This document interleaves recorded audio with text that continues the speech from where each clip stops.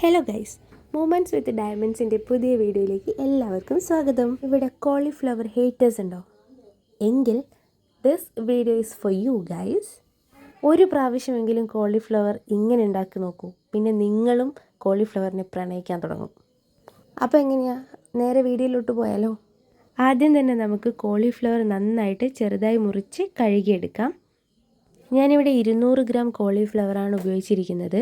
Cauliflower കഴുകുന്ന സമയത്ത് നല്ലപോലെ ശ്രദ്ധിക്കണം. ചെറിയ ചൂടുവെള്ളത്തിൽ മഞ്ഞളിട്ട് കുറച്ച് സമയം മാറ്റി വെച്ച് കഴുകിയെടുക്കുന്നതായിരിക്കും നല്ലത്.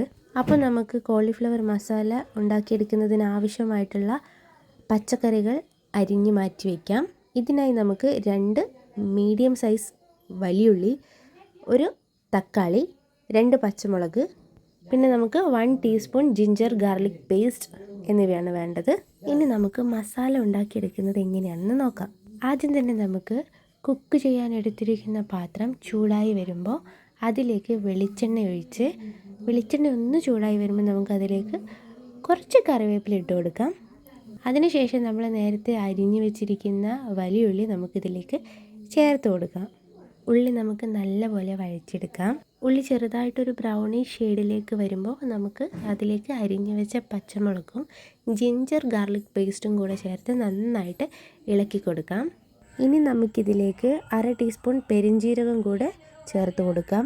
അതിൻ്റെ കൂടെ തന്നെ നമുക്കിതിലേക്ക് ആവശ്യമായിട്ടുള്ള ഉപ്പും മറ്റ് മസാലകളും കൂടെ ചേർത്ത് കൊടുക്കാം. നമ്മളിവിടെ 1 ടീസ്പൂൺ മുളക് പൊടി, 1/4 ടീസ്പൂൺ മഞ്ഞൾപ്പൊടി, 1/2 ടീസ്പൂൺ ഗരം മസാല, 1 ടീസ്പൂൺ മല്ലിപ്പൊടി എന്നിവയാണ് ചേർത്തിരിക്കുന്നത്. മസാലയുടെ പച്ച മണം മാറുന്നത് വരെ നമുക്ക് നന്നായിട്ട് വഴറ്റി കൊടുക്കാം. അതിനുശേഷം നമുക്ക് നേരത്തെ അരിഞ്ഞു മാറ്റി വെച്ചിരിക്കുന്ന തക്കാളി കൂടെ ഇതിലേക്ക് ആഡ് ചെയ്ത് കൊടുക്കാം. ഇനി നമുക്ക് നല്ല രീതിയിലൊന്ന് വഴറ്റി കൊടുക്കാം. അതിനുശേഷം നമുക്ക് 1 ഗ്ലാസ് വെള്ളം കൂടെ ഇതിലേക്ക് ചേർത്ത് കൊടുക്കാം. ഇനി നമുക്ക് ആ ഒരു വെള്ളം നല്ല രീതിയിൽ കുറുകി വരുന്നത് വരെ വെയിറ്റ് ചെയ്യാം. നമ്മൾ ചേർത്തിരിക്കുന്ന വെള്ളം ഒന്ന് കുറുകി വന്നു കഴിഞ്ഞാൽ നമുക്കതിലേക്ക് നേരത്തെ കഴുകി മാറ്റി വെച്ചിരിക്കുന്ന കോളിഫ്ലവർ ഇതിലേക്ക് ആഡ് ചെയ്ത് കൊടുക്കാം. ആഡ് ചെയ്തതിന് ശേഷം നല്ല രീതിയിൽ മസാല കോളിഫ്ലവറിൻ്റെ എല്ലാ ഭാഗത്തിലും എത്തുന്ന രീതിയിൽ നല്ല രീതിയിൽ നമുക്ക് വഴറ്റി കൊടുക്കാം. അതിനുശേഷം ലോ ഫ്ലെയിമിൽ വെച്ചിട്ട് നമുക്കൊരു 5-6 മിനിറ്റ് കുക്ക് ചെയ്തെടുക്കാം. ഈ ഒരു സമയത്ത് ആവശ്യമാണെങ്കിൽ കുറച്ചുകൂടെ ഉപ്പ് നമുക്ക് ആഡ് ചെയ്ത് കൊടുക്കാവുന്നതാണ്.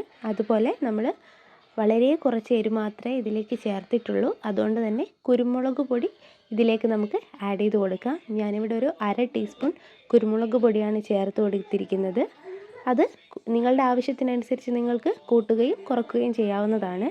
ഇനി നമുക്കിതിലേക്ക് നേരത്തെ അരിഞ്ഞു മാറ്റി വെച്ചിട്ടുള്ള മല്ലിയില കൂടെ ചേർത്ത് നന്നായിട്ട് ഇളക്കി കൊടുക്കാം. ഇളക്കി കൊടുക്കുന്ന സമയത്ത് കോളിഫ്ലവർ ഉടഞ്ഞു പോവാതിരിക്കാൻ ശ്രദ്ധിക്കണം. അപ്പോൾ ഇത്രയും ആകുമ്പോഴേക്കും നമ്മുടെ അടിപൊളി കോളിഫ്ലവർ മസാല ഇവിടെ റെഡി ആയിട്ടുണ്ട്.